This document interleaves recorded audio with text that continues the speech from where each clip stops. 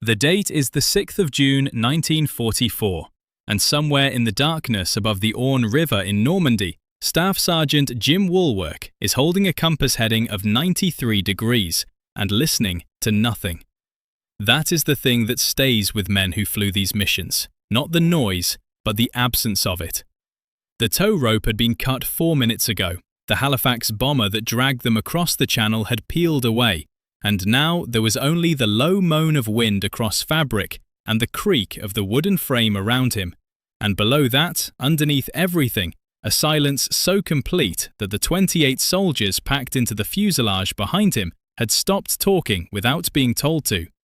Woolwork could not see the bridge, he could not see the ground. He was flying a box made of canvas and spruce toward a target roughly the width of a tennis court, at night, with no instruments capable of telling him exactly where he was, and he had perhaps 90 seconds before he found out whether his calculations were correct.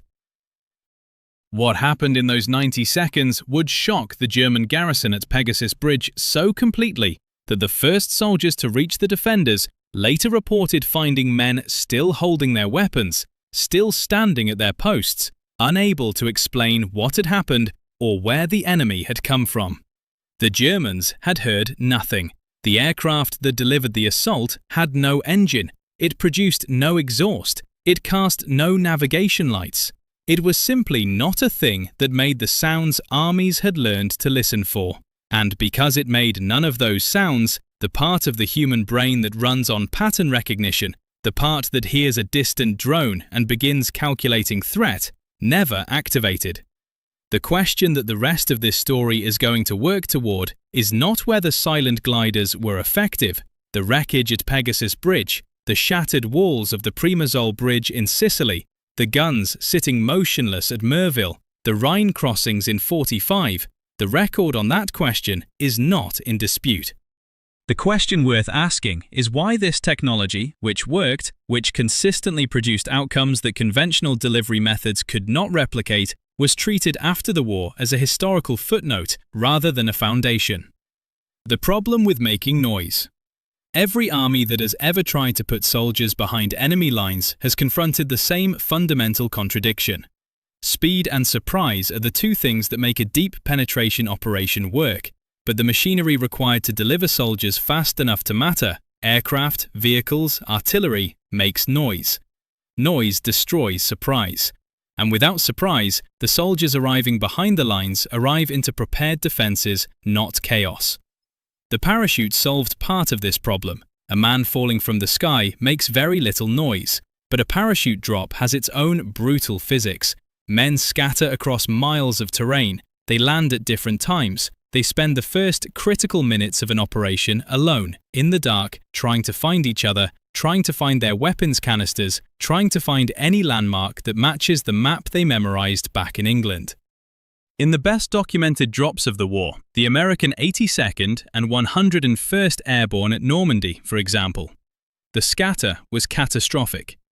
The 82nd Airborne's Pathfinders marked drop zones across an area of roughly 25 square miles. Companies that were supposed to land together were separated by distances of 2 to 3 miles. Some units lost more than 40% of their effective strength in the first hour, simply because they could not find each other. A glider solved the problem the parachute could not. A glider landed together. The men inside arrived at the same place, at the same moment, with their weapons, with their equipment, with their vehicles, with their artillery.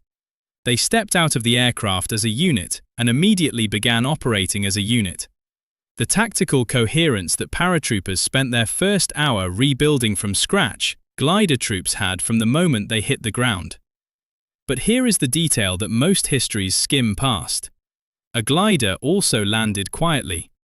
Not silently, in the absolute sense. The crash of a glider touching down, the splintering of wood, the shriek of metal on soil, these were loud events. But they were brief events, they lasted 2 seconds, and they were preceded by minutes of absolute silence as the aircraft descended from altitude with its engines, because it had no engines, making no sound at all. A formation of 30 gliders approaching a landing zone at night could be invisible and nearly inaudible until the moment of touchdown. Compare this to the approach of a formation of C-47 transport aircraft, whose twin Pratt & Whitney R1830 engines produced a sound signature audible from miles away and instantly recognizable to any German soldier who had spent time on a front line. The Germans could hear the paratroopers coming, they could not hear the gliders.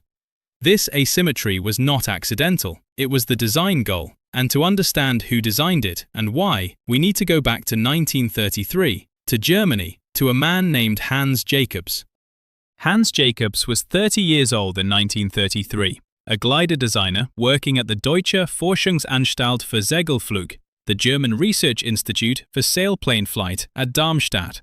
He had spent the previous decade designing competition sailplanes, aircraft built for maximum aerodynamic efficiency, capable of staying aloft for hours on thermal currents without any engine at all.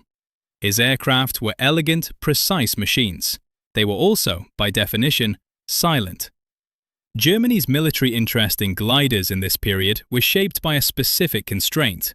The Treaty of Versailles had prohibited Germany from maintaining a military air force. It had not, technically, prohibited Germany from maintaining glider clubs. So, through the 1920s and into the early 1930s, Germany built what amounted to the world's largest covert pilot training program under the cover of civilian gliding associations. By the time the Nazi government openly repudiated the Versailles restrictions in 1935, Germany had tens of thousands of trained glider pilots who could be rapidly converted to powered aircraft instruction.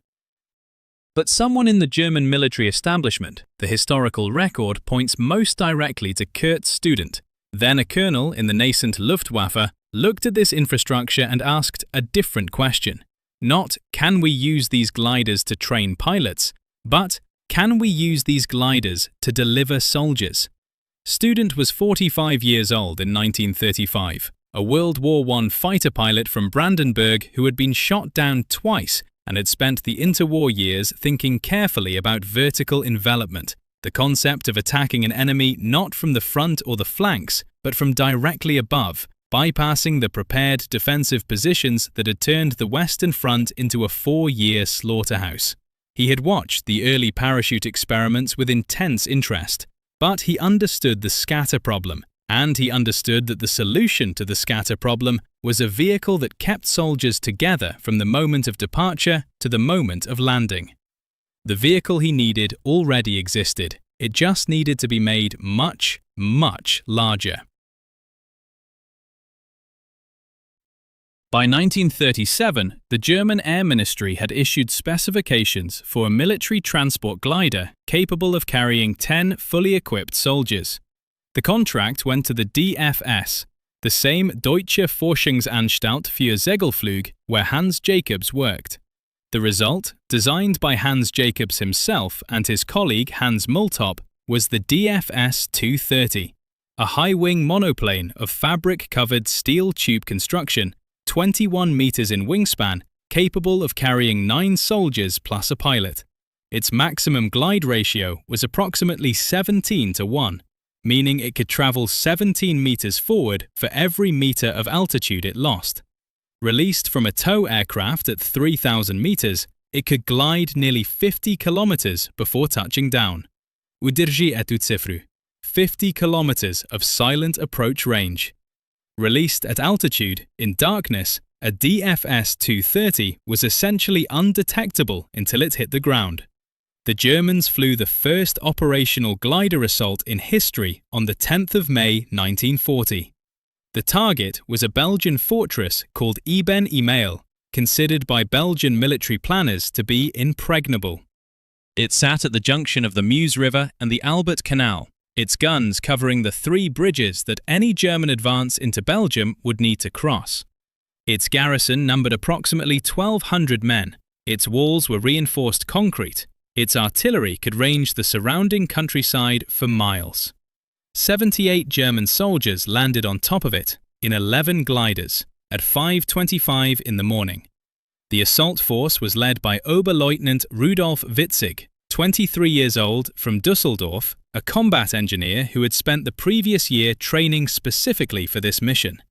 His men carried a new weapon, shaped charges, hollow charge explosives that focus their blast inward rather than outward, capable of penetrating reinforced concrete. They had rehearsed the assault on a full-scale replica of the fortress built in Germany. They knew exactly where every gun emplacement was, exactly where every ventilation shaft was, exactly where to place each charge. They landed in silence. The garrison was asleep. Within 10 minutes of landing, Witzig's engineers had destroyed the fortress's main gun emplacements and sealed its garrison inside. The 1,200 Belgian defenders surrendered the following morning, after holding out for 24 hours against 78 men. German casualties in the initial assault: 6 killed, 19 wounded. The fortress of Eben-Emael had been considered impregnable. It fell in 10 minutes to men who arrived in silence from the air, carrying shaped charges. Здесь ключевая деталь. The German military establishment understood what they had demonstrated. They had proven that a glider assault could achieve tactical surprise of a quality that no other delivery system could match, and they had proven it against a hardened target that was specifically designed to resist conventional attack. The rest of the world's militaries were watching. Часть вторая. The Americans learned the lesson. The United States Army Air Forces had no glider program in 1940, none. Not a single military transport glider existed in American inventory. The concept had been discussed in theoretical terms, but the Army had made no procurement decisions, issued no contracts, trained no pilots.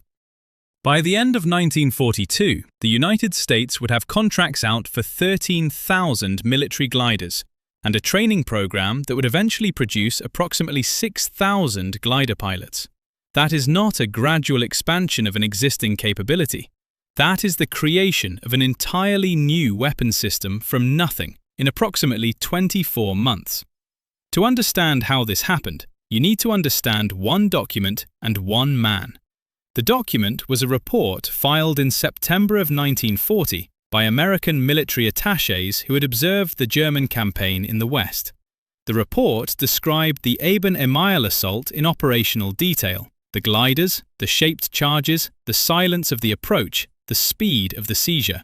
It landed on the desk of General Henry Hap Arnold, the commanding general of the Army Air Forces, who read it and immediately grasped that the United States had no counter to this capability, and more importantly, no equivalent capability of its own. Arnold was 54 years old in 1940, from Gladwin, Pennsylvania, one of the first military pilots in American history. He had learned to fly from Orville Wright himself in 1911. He had spent 3 decades watching aviation technology transform warfare. He recognized a paradigm shift when he saw one. He ordered the creation of an American military glider program on the 25th of February 1941. The problem he immediately confronted was that America had almost no military glider design experience. The specification he issued called for a glider capable of carrying 13 fully equipped soldiers, larger than the German DFS 230, with a maximum towing speed of 150 miles per hour and the structural strength to absorb the impact of a rough field landing with a full combat load aboard. 15 American manufacturers submitted designs. The contract went to the Waco Aircraft Company of Troy, Ohio. Their design, the CG-4A, which would become universally known as the Waco, was a high-wing monoplane with a hinged nose section that swung upward to allow direct loading of vehicles and artillery pieces. Wingspan, 83 feet and 8 inches. Length, 48 feet, 4 inches. Maximum cargo load, 3,710 pounds. It could carry 13 soldiers, or a jeep with a trailer, or a 75mm howitzer with its crew and ammunition. A теперь самое важное, the hinged nose. This detail seems minor until you think through its implications. Previous gliders, including the German DFS 230, loaded through a door in the side of the fuselage. You could carry men, you could carry small equipment, you could not drive a vehicle into the aircraft because there was no opening large enough to accommodate a vehicle. The Waco's nose swung up. You drove the jeep in from the front. You drove it out from the front when you landed. the entire aircraft became a cargo bay. This was not a marginal improvement. It transformed the glider from a personnel carrier into a tactical vehicle that could deliver the heavy equipment that made infantry units combat effective at the point of landing, not after a logistics chain had caught up with them. An artillery piece delivered by glider arrived with its crew, its ammunition, and its prime mover, the jeep that towed it, in a single aircraft, in a single landing, at a single point. The crew stepped out, the jeep drove out, they hitched up the howitzer, and they were in action within minutes. The first production Waco CG-4A was delivered to the Army Air Forces in April of 1942. By the end of the war, the Waco factory at Troy and 15 other manufacturers who had been brought into the production program had delivered 13,909 aircraft. It was the most numerous American military aircraft of the Second World War by unit count, exceeding even the P-47 Thunderbolt. 13,909 gliders. Now consider the pilots who flew them. The glider pilot program presented a specific psychological challenge that the Army had not fully anticipated. A glider pilot was not a test of flying skill in the conventional sense.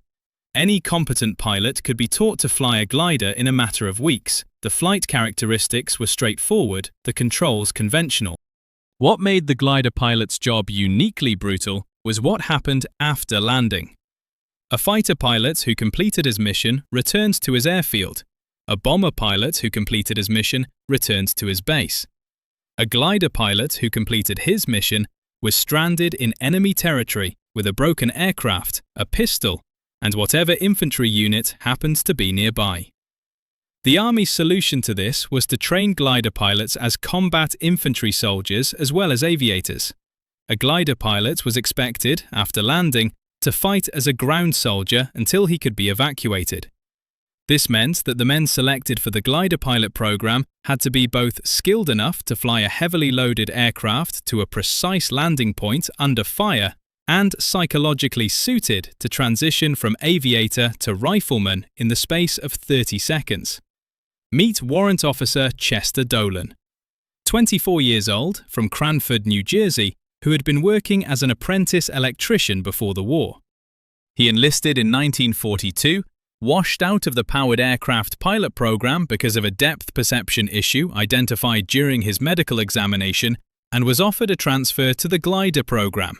He accepted, completed his training at Lubbock Army Airfield in Texas, and was assigned to the 53rd Troop Carrier Wing. Dolan flew his first operational mission over Sicily in July of 1943. He would later describe the experience in a letter to his parents, a letter that survived because his mother preserved it and donated it to the National Archives in 1978, in terms that capture the specific terror of the glider approach with a precision that no official after-action report ever achieved. "The tow plane cut us loose," he wrote, "and after that it was just quiet. That's the thing nobody tells you about, the quiet. You can hear the wind on the wings, and you can hear the guys breathing behind you, and that's all. And then the ground comes up." The ground came up at approximately 90 miles per hour. The CG-4A had no brakes in the conventional sense. It had a skid along the bottom of the fuselage that created friction on landing, and spoilers on the wings that could be deployed to increase drag and steepen the descent angle. A skilled pilot could put the aircraft down in a field roughly the length of a football field. An unskilled pilot, or a pilot whose landing zone had been obscured by smoke or darkness or fire, could put the aircraft down anywhere. Перечитай эту строчку еще раз. 90 miles per hour, into a field, in the dark, with a jeep in the back. The Sicilian operation, Operation Ladbroke for the British, Operation Husky for the Americans, was a demonstration of what could go wrong. Of the 144 British gliders launched on the night of the 9th of July 1943, 69 landed in the sea, not near the sea, in the sea. The pilots had been released too far offshore by tow aircraft crews who had been disoriented by anti-aircraft fire and had misjudged their position. 252 British soldiers drowned. The target, the Ponte Grande Bridge near Syracuse, was seized by a handful of survivors who held it for hours against Italian counterattacks before being overrun and was ultimately taken by ground forces advancing overland. It was a catastrophe, and it produced an immediate, systematic response. The Army Air Forces conducted a full operational review. The findings were specific and actionable.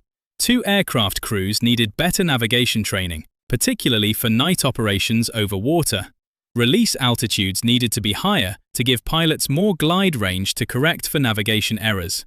Landing zones needed to be marked with lights or fires by Pathfinder teams inserted ahead of the main assault. And the coordination between the 2 aircraft formation and the ground-based navigation systems needed to be tightened to a degree that had not previously been achieved. These were not abstract recommendations. They were implemented, tested, and retested over the following 11 months before the next major glider operation. Сосчитай это сам. 11 months of direct operational learning between Sicily and Normandy. Every mistake the Army made over Sicily was analyzed, corrected, and rehearsed out of existence. The organization that launched gliders into Normandy on the night of the 5th of June 1944 was not the same organization that had launched gliders into Sicily 11 months earlier. It had been rebuilt around the specific lessons of that failure. И вот что упустили все. The Germans knew about the Sicily disaster. German intelligence reports from July and August of 1943 described the American glider losses in detail and drew a specific conclusion. The Allied glider program was operationally immature and would not be a decisive factor in future operations. This assessment was not unreasonable based on the evidence available in August of 1943. It was catastrophically wrong by June of 1944. Если это расследование дает тебе более ясную картину того, как инструменты войны развивались на самом деле, не той версии, которая выжила в официальных архивах, а той, которую люди записывали в письмах домой и в строках рапортов, которые никто не ожидал читать, нажми на лайк. Это помогает удержать эту историю на виду чуть дольше, и это имеет значение. Часть 3. What arrived in silence. The 5th of June, 1944, 22:30 hours.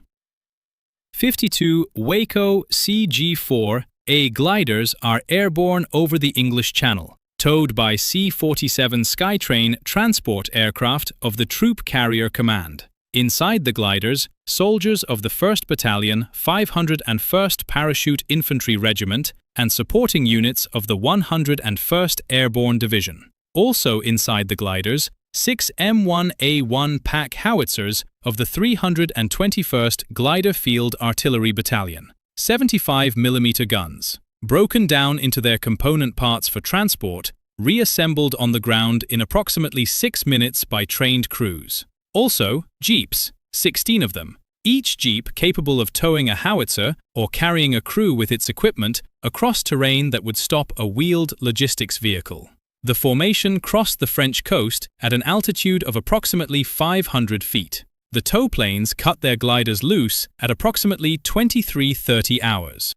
From that moment, the only sound the aircraft made was the wind.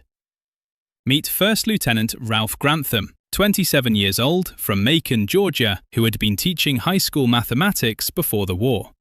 He was the pilot of Glider 41 in the Normandy serial, carrying a jeep, a trailer loaded with ammunition, and 4 soldiers of the 327th Glider Infantry Regiment.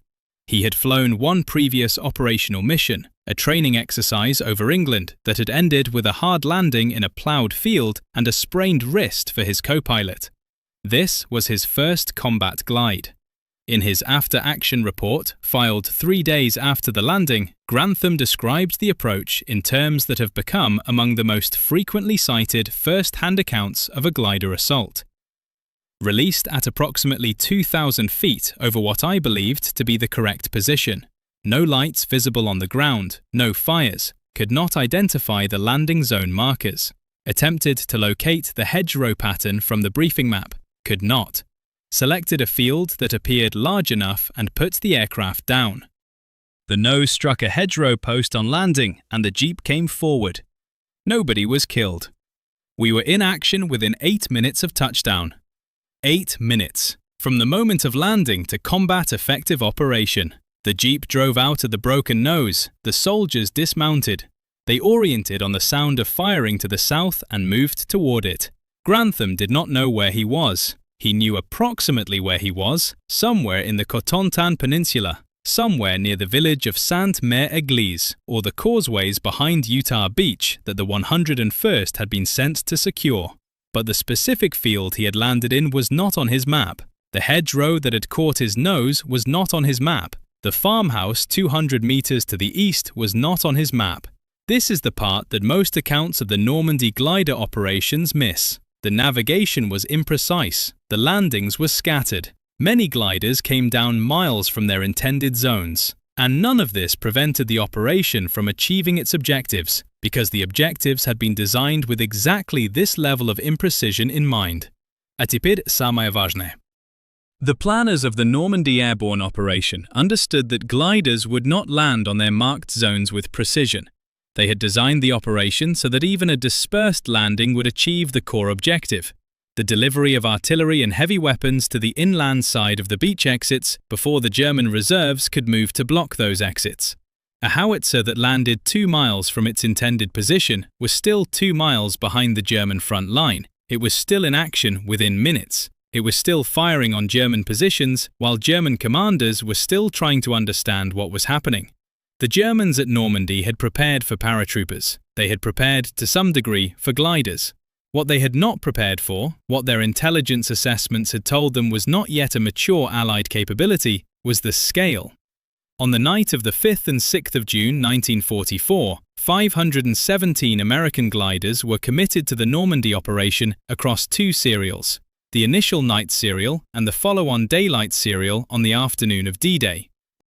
The British committed 298 additional gliders in Operation Tonga and Operation Mallard. Total glider sorties across D-Day, over 800.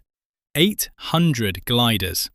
Carrying 4,157 soldiers, 219 vehicles, 419 artillery pieces and anti-tank guns, and tens of thousands of pounds of ammunition, medical supplies, and communications equipment. Delivered in silence to landing zones behind the Atlantic Wall. The German 7th Army's war diary for the 6th of June contains an entry at 0430 hours that has been quoted by historians in various forms, but is worth examining in its operational specificity.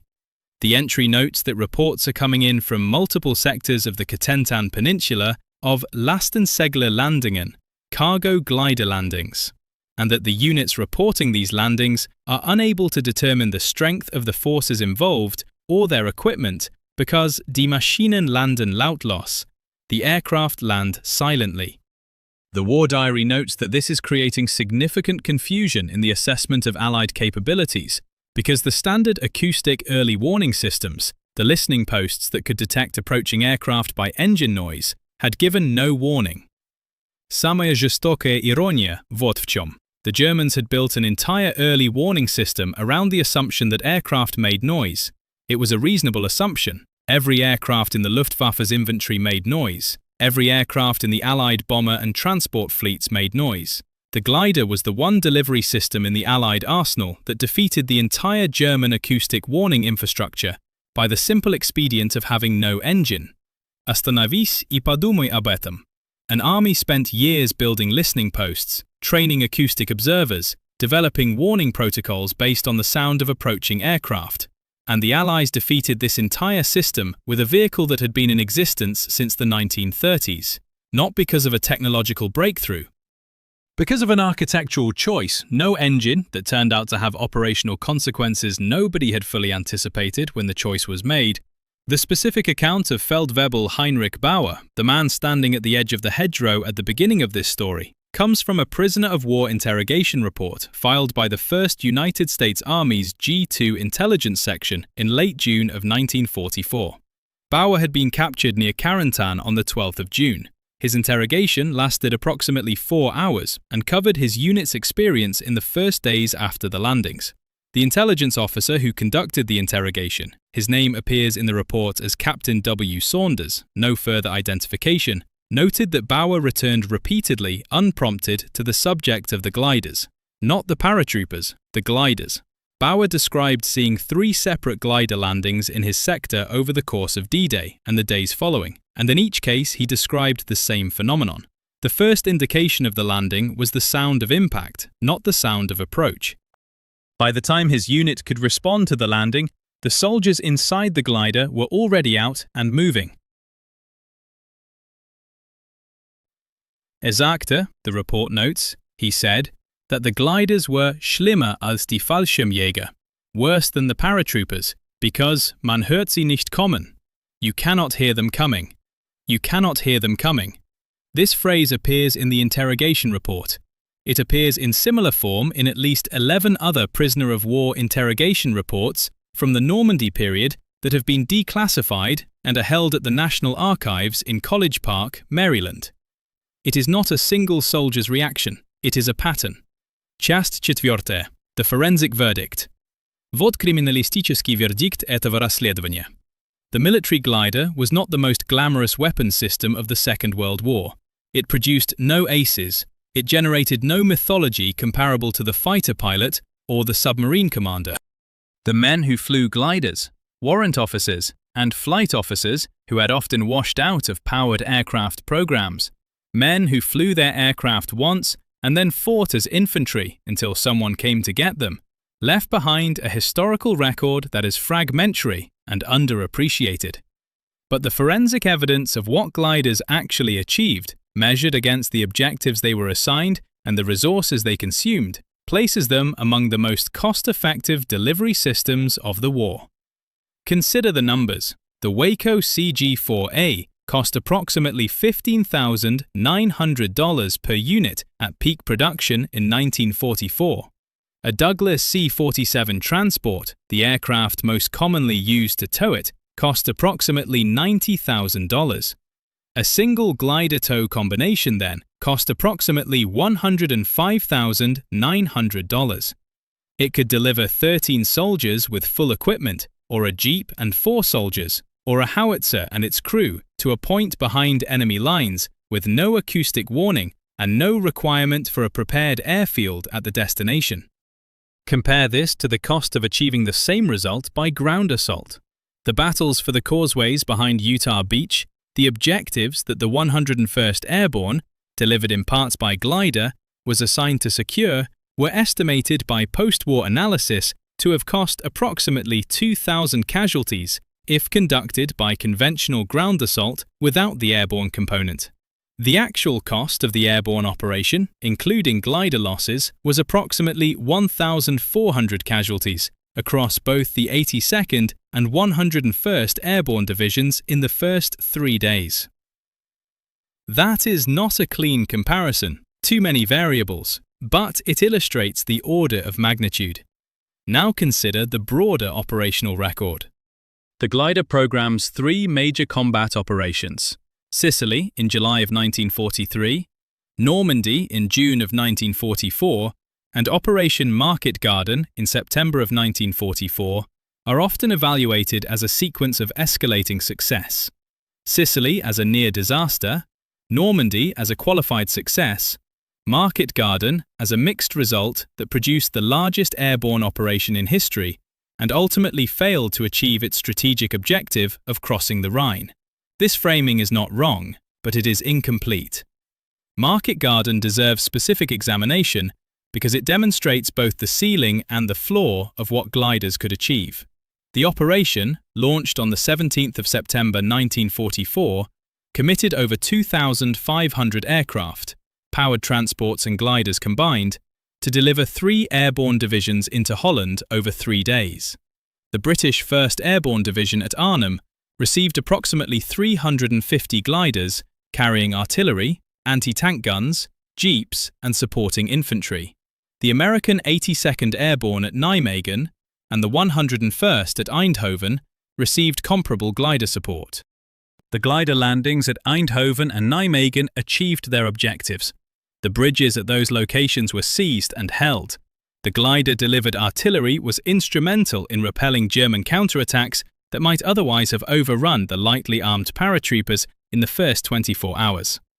At Arnhem, the British 1st Airborne's glider landings were tactically successful. The aircraft came down largely on their marked zones. The equipment was delivered intact.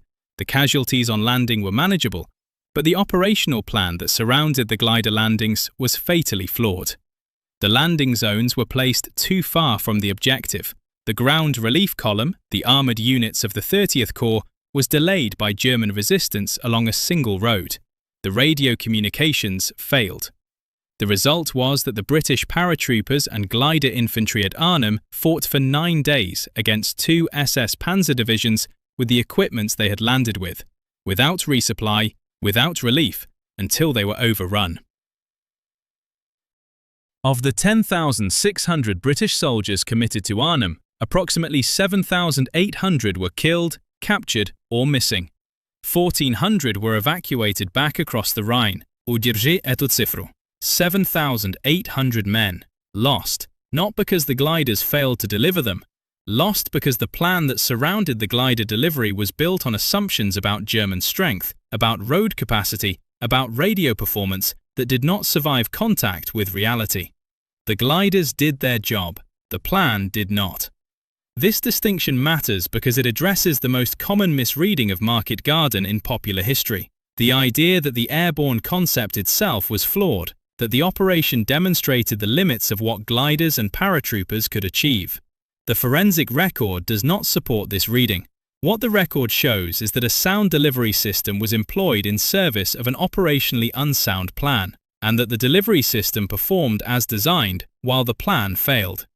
Field Marshal Bernard Montgomery, who conceived Market Garden, wrote in his memoirs that the operation was 90% successful. This claim has been widely ridiculed, and the ridicule is deserved in human terms.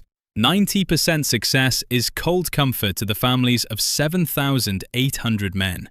But Montgomery was making a specific operational point.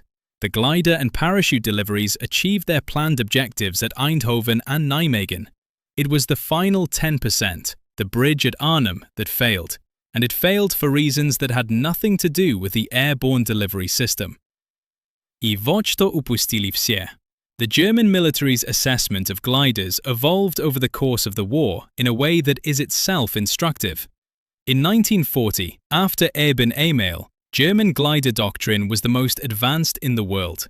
The Luftwaffe's glider program produced not only the DFS 230, but the massive Messerschmitt Me 321 Gigant, a glider with a wingspan of 55 meters, capable of carrying 200 soldiers or a medium tank, and its powered derivative, the Me 323. German glider operations in Crete in May of 1941, though ultimately successful, suffered losses severe enough that Hitler personally ordered the suspension of large-scale airborne operations after the battle. The German airborne and glider forces, the Fallschirmjäger, spent the rest of the war fighting as elite ground infantry, never again conducting a major vertical envelopment. The Allies, meanwhile, were building the capability the Germans had abandoned. By 1944, the Allies had more operational gliders than the Germans had produced in total across the entire war. The Americans alone had 13,909 CG-4A gliders. Germany's total glider production across all types was approximately 2,000 aircraft, of which the large majority were training gliders rather than operational assault aircraft. The asymmetry is stark, and it was produced by a single decision. After Crete, the Germans stopped. After Sicily, the Americans fixed what was broken and continued. Думай о том, что это значило. The German decision to suspend large-scale airborne operations after Crete was rational given the losses, approximately 6,200 German casualties, roughly 33% of the assault force, in 11 days of fighting. But it was also a decision made in a moment of tactical shock, without full accounting for what those losses had purchased, a strategically vital island in the eastern Mediterranean, seized from a defending force that outnumbered the attackers. The losses were severe, the result was decisive, and the Germans looked at the losses and stopped. The Americans looked at Sicily, their own near disaster, and asked what had gone wrong and how to fix it. This is perhaps the most important forensic finding of this investigation, not the technical specifications of the Waco CG-4A, not the acoustic signature of a glider approach versus a powered aircraft, not the hinged nose that allowed jeeps to be driven in and out. The most important finding is organizational. The American military in 1943 and 1944 had a systematic capacity for learning from failure that the German military, under the pressures of Hitler's command style and the ideological imperatives of the Nazi state, had lost. Chester Dolan, the warrant officer from Cranford, New Jersey, who had written home about the quiet, survived the war. He flew gliders in Normandy, in Market Garden, and in Operation Varsity, the Rhine crossing of March 1945. He returned to New Jersey after the war, completed his electrician's apprenticeship, and worked for a utility company in Newark until his retirement in 1978. He died in 1991 at the age of 73. He is buried at Brigadier General William C. Doyle Veterans Memorial Cemetery in Wrightstown, New Jersey. Ralph Grantham, the mathematics teacher from Macon, Georgia, who had landed his glider in an unmarked field on D-Day and been in action within 8 minutes, was wounded at Market Garden when his glider was hit by anti-aircraft fire during the approach and came down short of the landing zone. He recovered, flew again in Varsity, and returned to Georgia after the war. He taught mathematics at Lanier High School in Macon until 1972. He died in 1985 at the age of 68. Heinrich Bauer, the Feldwebel who had stood at the edge of a hedgerow in Normandy staring at an artillery piece being unloaded from a wooden aircraft, was repatriated to Germany in 1945. The prisoner of war interrogation record does not indicate his ultimate fate. His name appears in no other document in the National Archives collection. He was one of hundreds of thousands of German soldiers who passed through the Allied prisoner system and returned to a Germany that no longer existed in the form they had left it.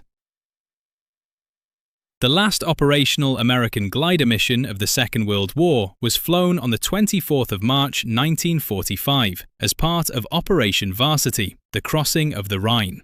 906 gliders were committed, the largest single-day glider operation of the war. They carried the 17th Airborne Division and supporting units across the river in daylight under intense anti-aircraft fire, and landed on the far bank with sufficient heavy equipment to hold the bridgehead until armoured forces crossed the river bridges below. The war in Europe ended 46 days later. The glider program was immediately decommissioned. The 13,909 Waco CG-4As were declared surplus. Most were scrapped. A handful survive in museums. The Fort Wainwright Museum in Alaska has one. The National Museum of the United States Air Force at Wright-Patterson Air Force Base in Ohio has one, restored to the configuration it would have carried on a combat mission, with a jeep loaded inside and the hinged nose swung open. If you stand in front of it and look at the nose section, you can understand what Heinrich Bauer saw in that Norman field in June of 1944. The aircraft is large. It is ungainly. It is made of fabric and steel tubing and plywood. It looks, honestly, like it has no business being in the air at all. And yet, it flew, in silence, behind the lines. Carrying the artillery that changed the balance of the first hours of the most consequential military operation in the history of the Western world. That not Tudor Orusia, it was not a wonder weapon. It was a solution to a specific problem. How do you deliver heavy weapons to a precise location without warning? That worked well enough, often enough, to matter. Heinrich Bauer looked for the parachutes. There were no parachutes, because the men who had designed this system understood that the most dangerous thing you could deliver from the air was not a man with a rifle, it was a gun. And the most dangerous way to deliver a gun was in silence, from a direction nobody was watching, at a time when the defenders were still trying to count the paratroopers.